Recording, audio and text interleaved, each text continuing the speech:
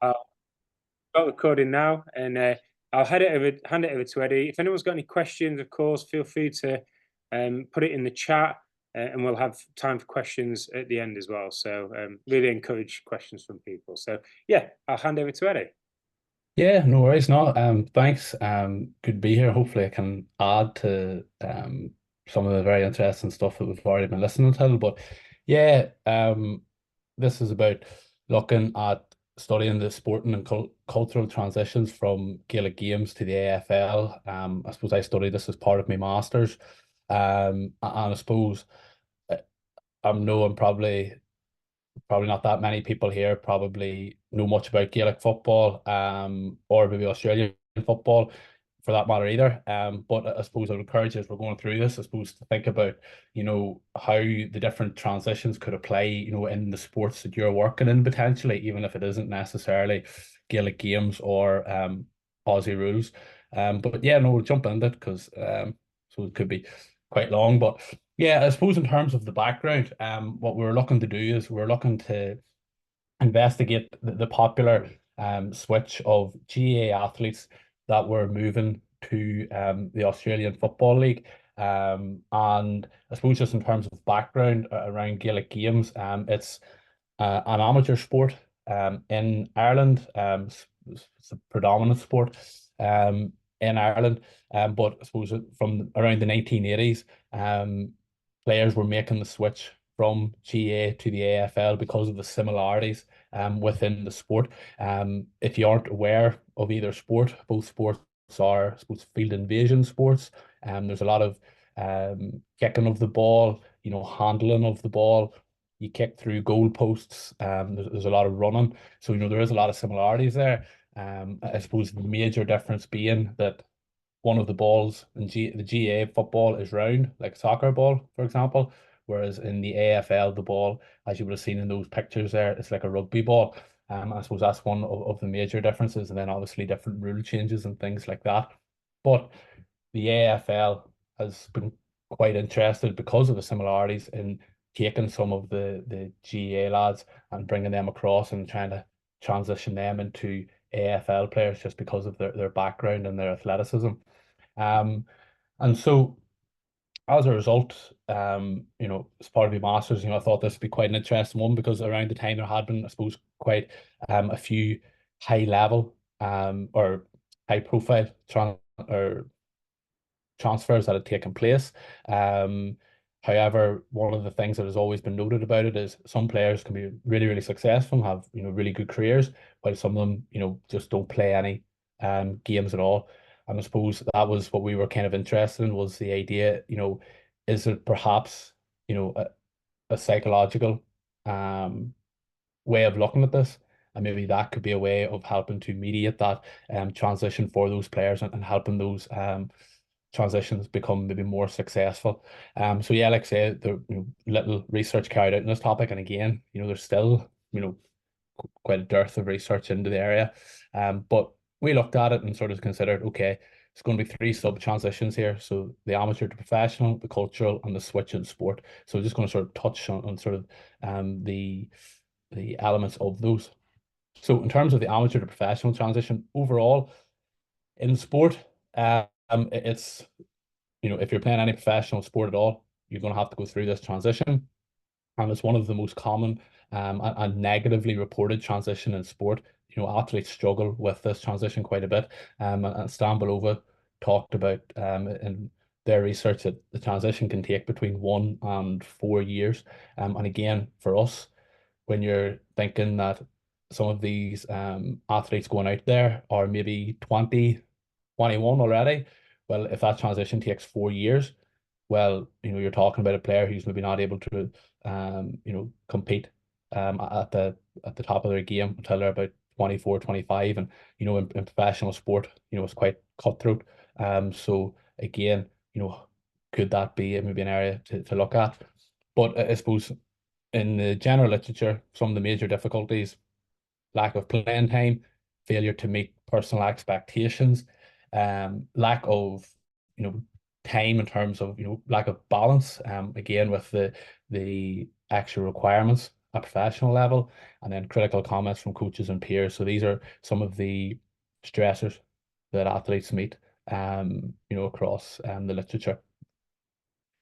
Then in terms of cultural transition, so Qantas and Breland Noble spoke about the idea that immigrant athletes undergo a period of cultural adjustment following their migration, which can result in stress. And again, we think about that idea of stress impacting well-being, and again impacting performance there as well.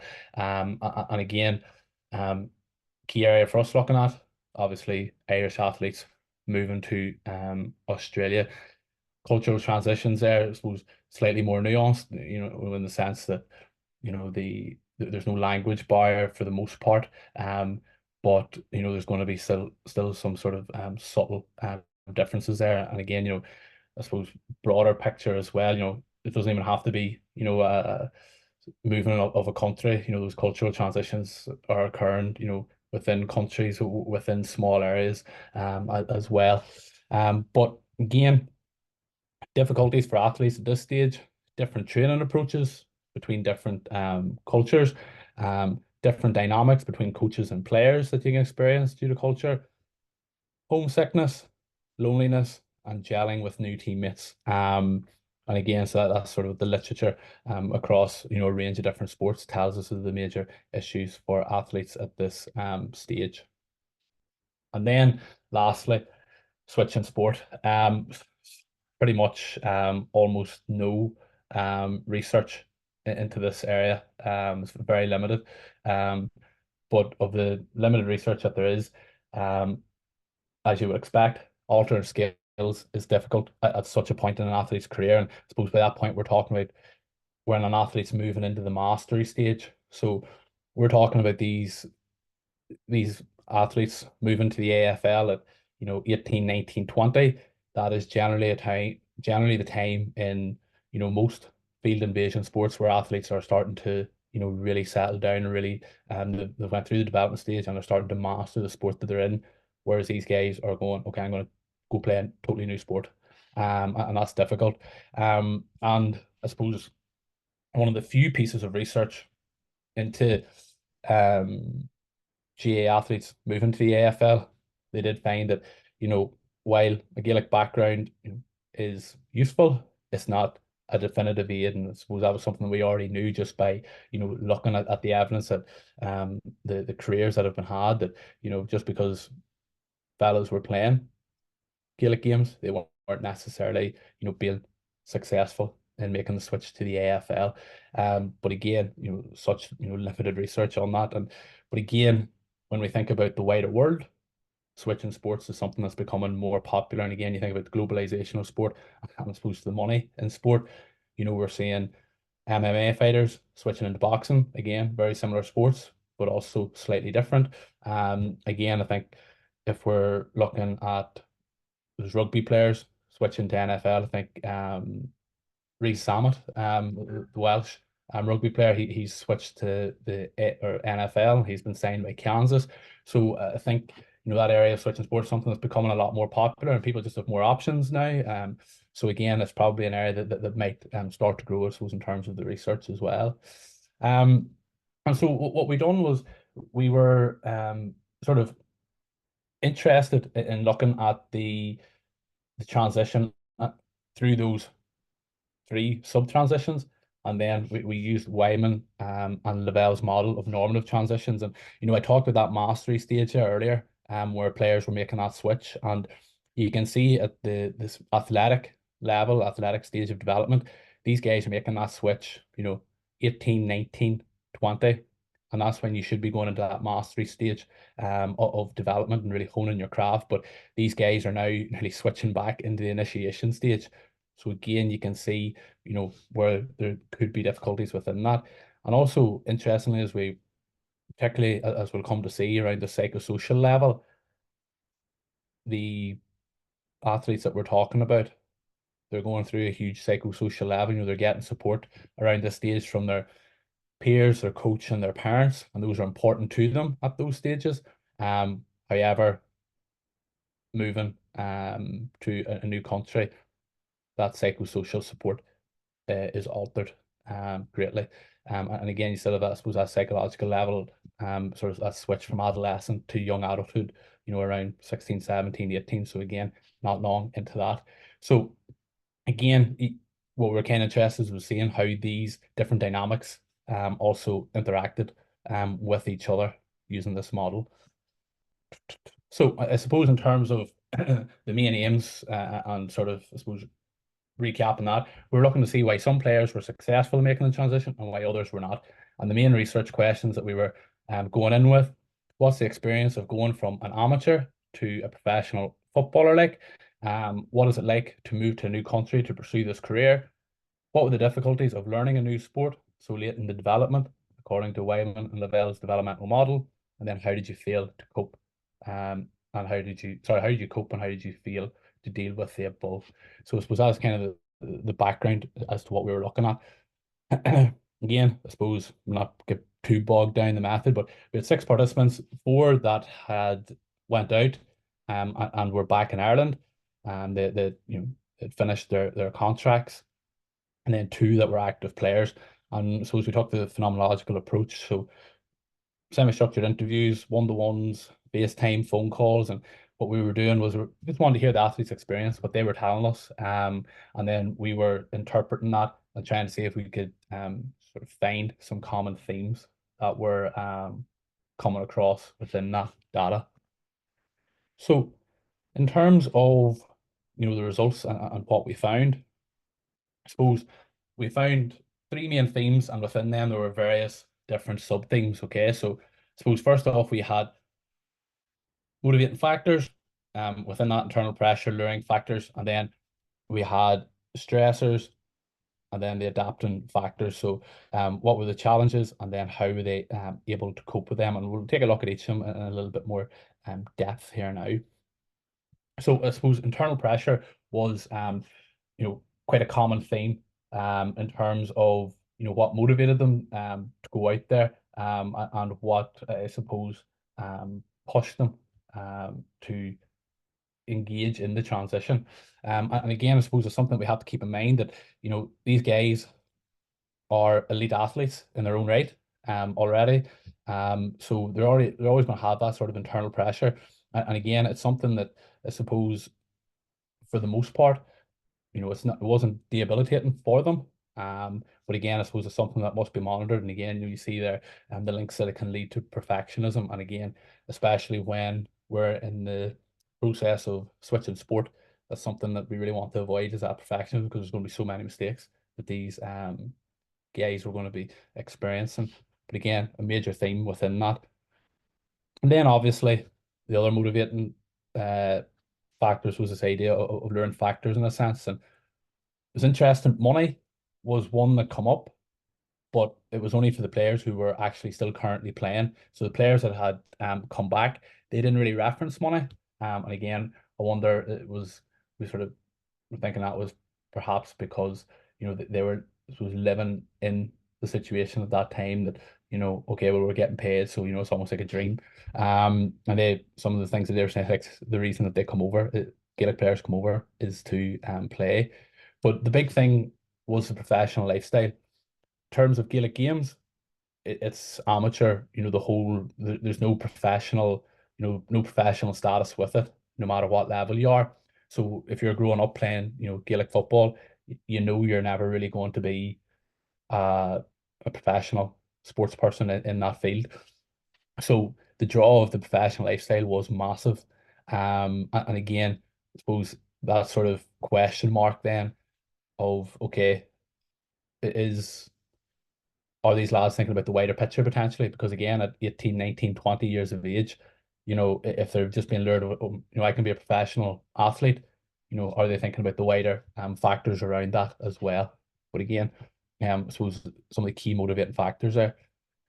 And then when we start to take a look at the stressors, so major one, obviously, come through the increased intensity and quantity of training. And I think this is maybe something that caught some of the players out slightly, because again, within Gaelic games, it's professional, but these lads are training to quite a high level. So, some would say it's almost like at a semi-professional level. But the big thing that came through was these lads were saying that it's, it's night and day, the difference in terms of that intensity and obviously the quantity of training. And again, that coincided with the switching of sports and the feeling that, you had to catch up as well. So, they were already being met with, oh, we have to train a lot more here. And now I have to train a lot more on top of what I'm already doing because I'm playing catch up. Because as Abernathy and Barry talked about, the expert AFL players have 2,500 hours prior to the age of 18 that they're coming into the league with. Whereas these guys have about 30 hours. So again, that was, I suppose, quite a big stressor. And again, sort of those days off that they would be expected to have, or that they'd be looking forward to, they would have been spending in the club doing extra work, just trying to catch up, just striving to get to that level. Obviously, a big one is going to be missing family. And again, maybe something that, when we think about the motivating factors, that idea of professional lifestyle, maybe the missing family was something that, while it was taken into account prior to, maybe didn't realize how big an impact it was going to be. But again, you can see where Wyman and Lavell's model comes in and kind of highlights that, this is already a big a major stage that they're going through here. And then when we throw this in on top, it can have a major negative impact. And again, lots of talk around homesickness. And again, like I say, a lot of these lads, they're still living at home when they're out there. Some of them are just like have literally left school at 18, and they struggle big time with the missing family piece. Again, obviously big one, sort of links in closely with the other element of the extra training, but obviously new sport, adapting to the skills and rules. Again, they talk about, the different tackling. There's more rules. And one of the lads actually, who was still a current player, said, I still don't even know half the rules, that are in the game. Which again, I suppose highlights that difficulty adapting, and I suppose the more structured element to the game in terms of different patterns. But again, lads spending a lot of time in terms of I suppose getting caught up. Maybe they're missing the time to learn the rules as well and things like that. And that tied in with the idea of mistakes. A lot of players talk about mistakes, obviously technical mistakes, but also rules of the mistakes. And one of the big ones was within those mistakes, there was the differences in the sense of perceived criticism of mistakes, because particularly in the media, there would have been the question mark as to why you bring in, why are Irish players coming over?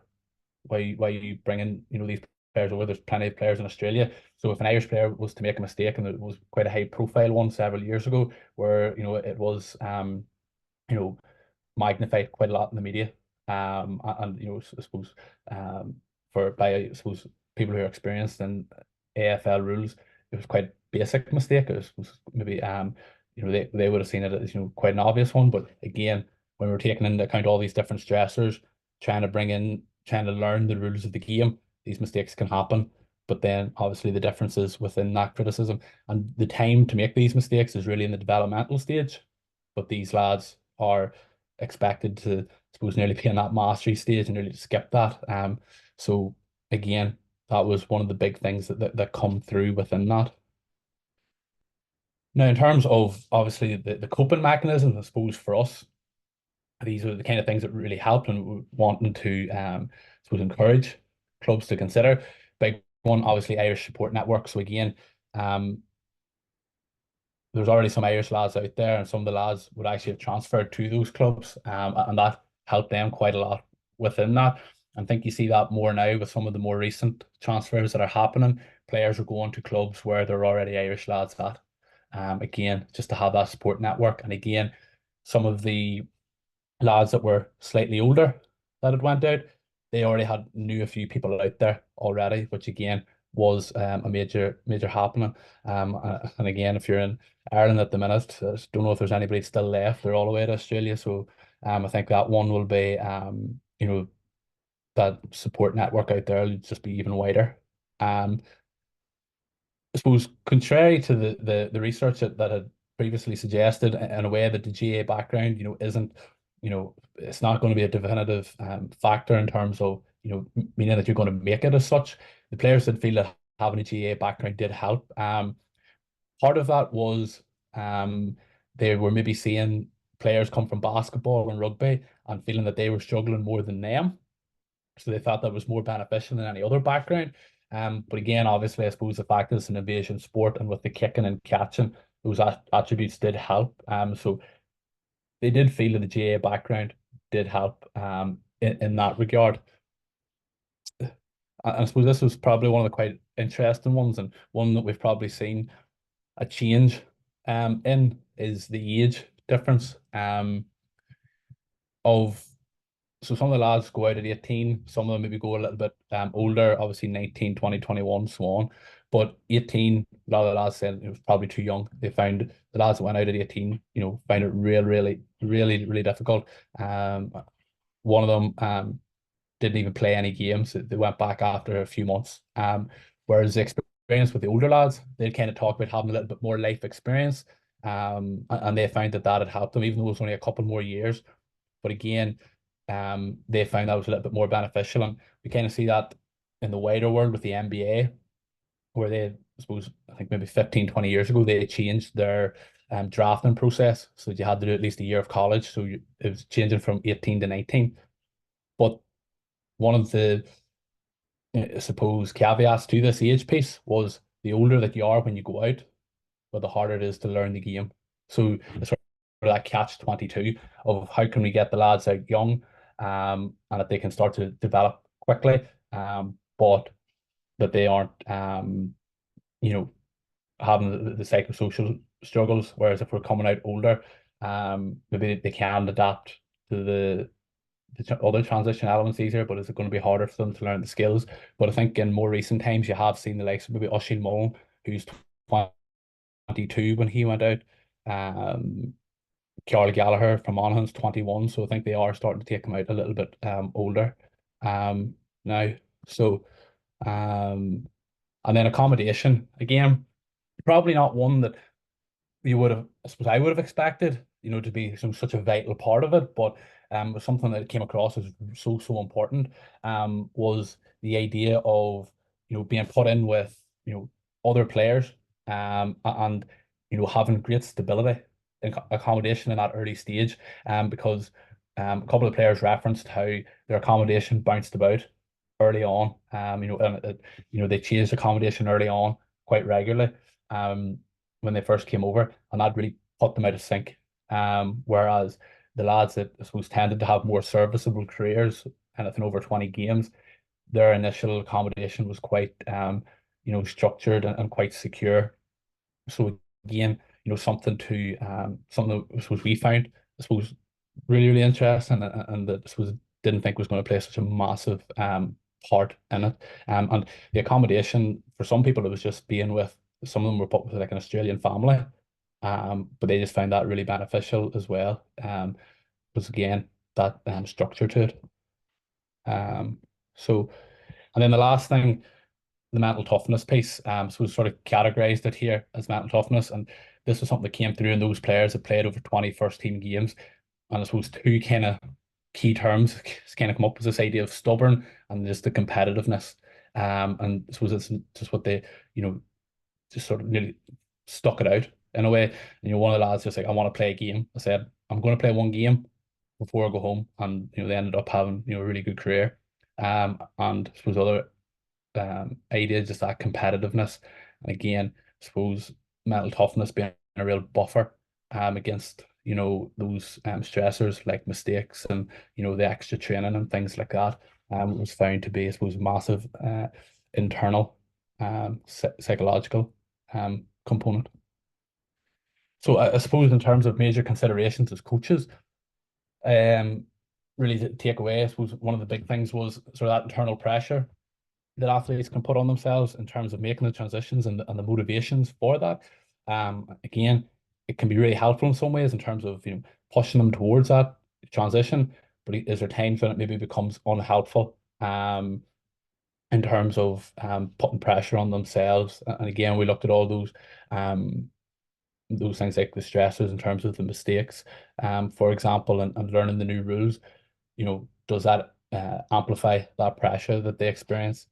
And then obviously, the importance of that psychosocial support, particularly when players are moving from, into different cultures. And again, the impact that the age has within that psychosocial support, and within those mechanisms, and also at the psychological level, how they're able to handle, that major transition there. But also within that age piece, there's that idea of, if we're looking at players who are switching sports, how can we navigate the idea of getting them over at just the right age, where they're in a good position to learn new skills, but that it doesn't impact them negatively in terms of the psychological elements, or in the psychosocial level. So again, it's trying to find that balance as well. And then I suppose when we were doing this, kind of the thought was like, where do we go now with research? I suppose it hasn't really been anything that's looked into this any further, which I thought was quite strange, but it was something for myself to look down. But again, what is the right age? What's the best age for that transition to happen? And also the other element was the impact of the opposite transition. So players that leave Australia and go back to Ireland, what's that transition like for them? And I suppose the last one, and more recent years, the women's AFL started in 2017. That's really kicked off. And the interesting thing is, from the outside looking in, there's a lot more Irish women competing in it than there is Irish men competing in the men's game, and they seem to be a lot more successful in terms of winning best player, and things like that. So again, maybe what's the differences that's happening there as well. But yeah, I suppose that's just a summary of the research that we did. So I suppose if anybody has any questions, more than happy to take them. Oh, Eddy, thanks so much for that. That was really, really interesting talk, and I think probably quite a new area to some people as well. I'm just really wary of time, so we've got the lunch break straight after this. So, because I know there's a couple of really good questions in the chat there, but maybe you can just speak to Eddy during the lunch break, and ask those questions, because yeah, just wary of time there. But thank you very much for that, Eddy. That was no great. worries. So if you could just stop sharing your screen, there we go. And our next talk will be from Matt McKeen. So Matt, are you happy to share your slides? Yes, yeah. Hi, thank you. Yeah, I'll try doing that now.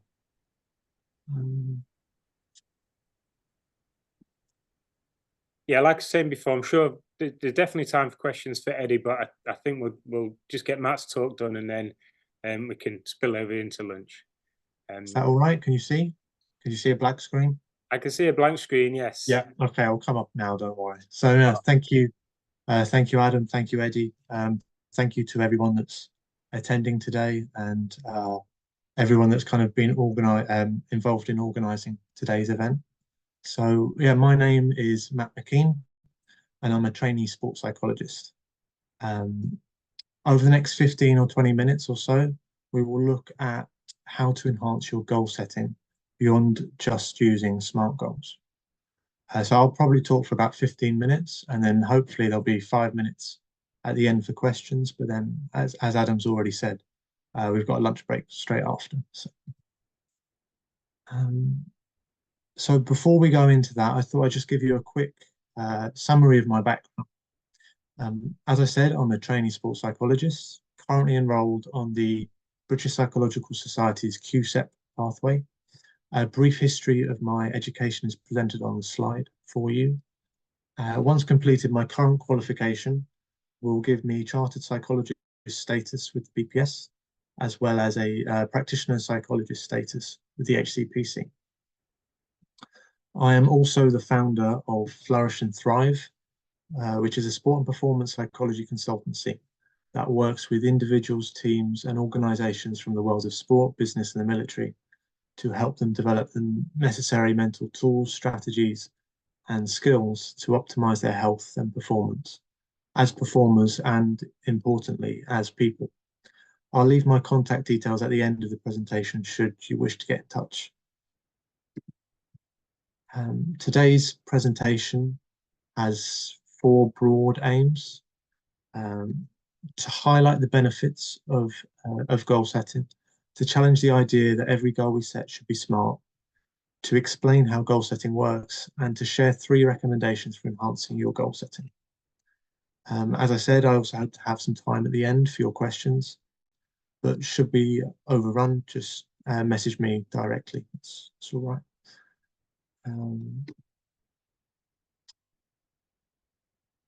Goal setting is one of the most common mental tools used by sports coaches and sports psychology practitioners like me, and it has strong links with motivation, participation, and also performance. However, if not used appropriately, the goals we set ourselves can actually harm these 3 things. By way of an example, I'll share a brief story about a friend of mine who ran the London Marathon just last month. A few days before the marathon, my friend admitted to me that he was starting to feel some anxiety, some tension around the goal that he'd set himself, which was to complete the 26.2 miles in under 4 hours. So this is an objective thousands of runners set themselves every year. It's a goal that I've set myself too, as well in the past, and one I'm still yet to realize, but that's a story for another day. As race day approached, my friend's competitive nature, for want of a better word, was taking over after his girlfriend had completed the Paris Marathon just 2 weeks before in 4 hours, 6 minutes. He started to wonder, could he beat her time? Could he sneak round in sub 4 hours? Should he try to, knowing that it would hurt more and probably it might sabotage his chances of completing the marathon altogether? So when we met for the coffee the week before the race, he shared some of these thoughts with me. And in the remainder of this presentation, I'll share with you what I shared with him then. One way in which we are often encouraged to set goals is by using the SMART acronym, which is a goal setting technique that was first proposed by an American business consultant named George T. Duran more than 40 years ago. So I'm sure you're already familiar with what it stands for, but just in case you're not, it said that to be as effective as possible, our goals should be specific, measurable, achievable, realistic, and time-bound. Since they were first introduced by Duran, SMART goals have grown in popularity more than I think he'd ever have imagined. They're currently recommended by organizations all over the world, including both the NHS and the American College of Sports Medicine.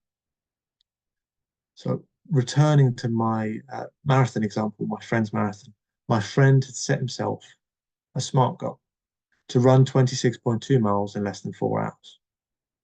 On the surface, this goal ticks all the right boxes. It's specific, it's measurable, achievable, realistic, and time-bound. But as I've already told you, this goal was causing him some anxiety. So my question is, are SMART goals really as clever as we've been led to believe? A recent academic review looking at the scientific evidence supporting SMART goals suggests that perhaps they're not. So 7 of their findings are presented on the slide. In the interest of time, we will just look at 3 in this presentation, but I refer you to the original paper should you like to discover more. So Swan and colleagues highlighted that the SMART acronym is inconsistently applied. So in the 147 studies reviewed by the researchers, 34 different terms were used to define the SMART acronym. In fact, the most widely used criteria, often associated with SMART goals, which is what I've presented on the slide, actually conflicts with Duran's original wording. For Duran, the A referred to assignable, not achievable. And some practitioners also specify that a goal must use all 5 criteria, which again conflicts with Duran's interpretation. Duran originally said that a goal didn't have to use all 5, it could just use 1 or 2.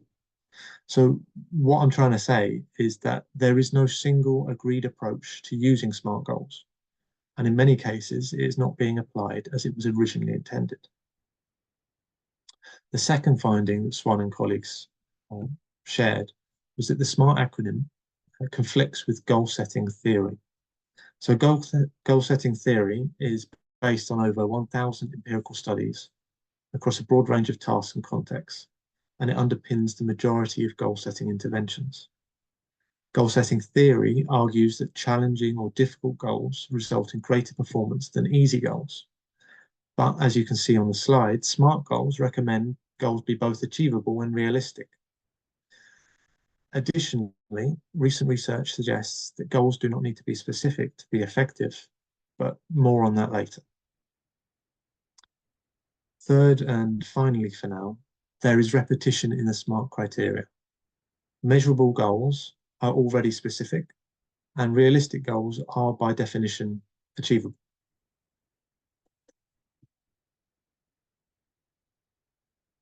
So now that we've discovered that SMART goals aren't quite everything that we've been led to believe, let's take a step back for a moment and consider what a goal actually is and how goals are proposed to work. A goal has been defined as the object or aim of an action, such as to attain a specific standard of proficiency, usually within a specified time. As I mentioned earlier, goal-setting theory is a theory of motivation that seeks to explain the fundamental causes of why some of us perform better at tasks than others. According to this theory, the practice of setting goals is proposed to enhance our performance via these four mechanisms presented on the slide. Just give you a moment to read those.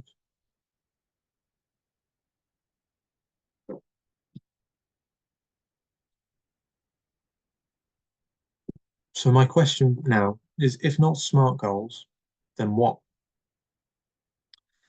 In the remainder of this presentation, I will share with you 3 recommendations for enhancing your goal setting practice.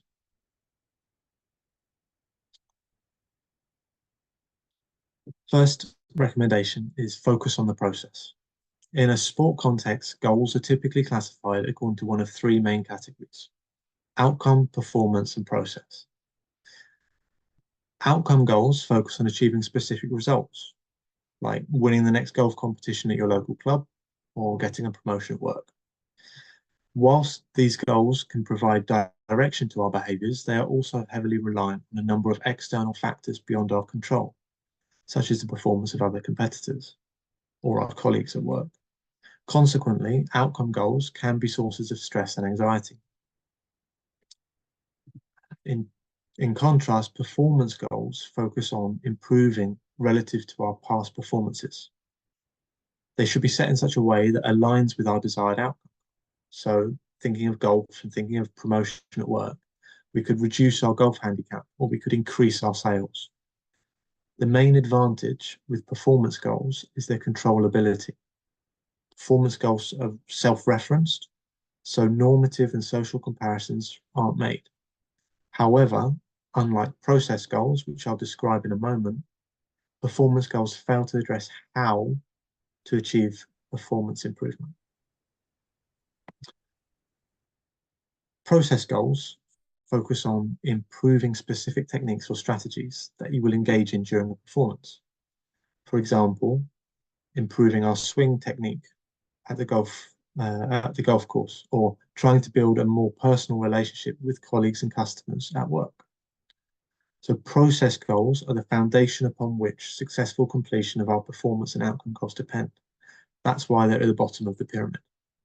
So it will become as no surprise that a recent review of goal setting in sport revealed that process goals improve numerous psychological outcomes, such as self-efficacy, intrinsic motivation, and satisfaction, and had the largest effect on performance. It seems that there might be some truth in the expression focus on the process and the result will take care of itself. My second recommendation is focus on you. Self-reference goals, by which I mean those where we focus on ourselves, not anyone else, tend to facilitate better performance and health outcomes over the long term than goals where we compare ourselves to others or perceive social norms. So within the goal setting literature, this is typically referred to as setting a mastery or task goal rather than a performance or ego goal. We also know that where we seek to improve, or goals where we seek to improve, are typically more beneficial than goals where we seek to not be worse than a previous performance. So this is known as adopting an approach goal rather than avoidance. In other words, when setting goals, we should aim to approach success and improvement rather than to avoid failure. Together, these two findings suggest that we should set what are called mastery approach goals, where we focus on developing competence, mastering new skills, and improving personal performance. These goals are oriented towards self-improvement and growth rather than external validation, comparison, or competition. And finally, my third recommendation is to match goal specificity to skill level. So as I mentioned earlier, goal setting theory claims that specific challenging goals result in higher task performance than easy vague goals.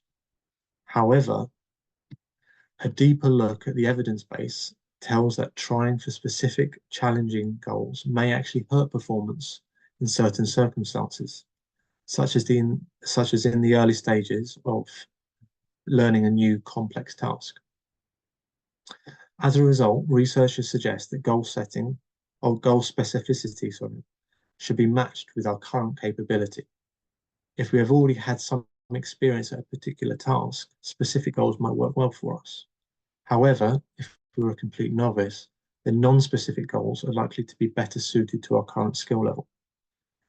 This is one of the elements that I think was affecting my friend before his marathon. So what do we mean by non-specific goals? Well, non-specific goals come in all shapes and sizes, but they are typically defined as having some degree of ambiguity in the exact level of performance required. Rather than the end point, they are normally judged against the point at which we start. There are probably three main types of non-specific goals, and each of them have their own little nuances. So we have open goals, do your best goals, and as well as possible goals. To understand the effectiveness of each non-specific goal type, a recent study sought to compare these three forms with SMART goals. Open goals, which are completely open-ended and were first reported by professional golfers who said things like, "I just want to see how big a lead I can build," when describing exceptional performances, were found to be the most beneficial form of non-specific goal. It's been suggested that open goals lead to optimal individualized levels of challenge and difficulty. A couple of examples are presented on the slide for you.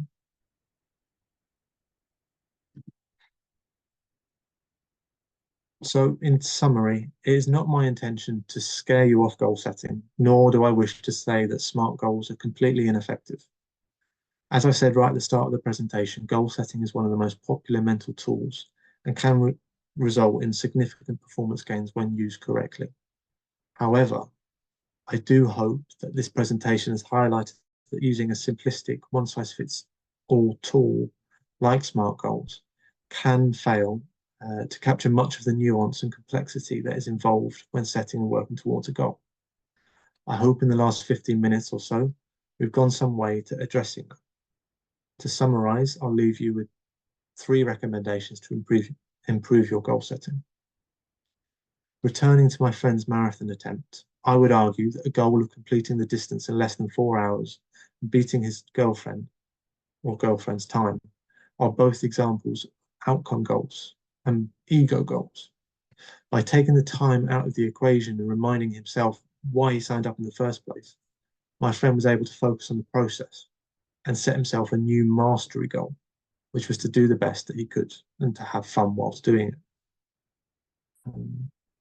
As a trainee sports psychologist at Flourish and Thrive, I can help you enhance your goal setting practice and ensure that you set the right goals for your needs. So please don't hesitate to reach out and get in touch if you'd like to chat more about this.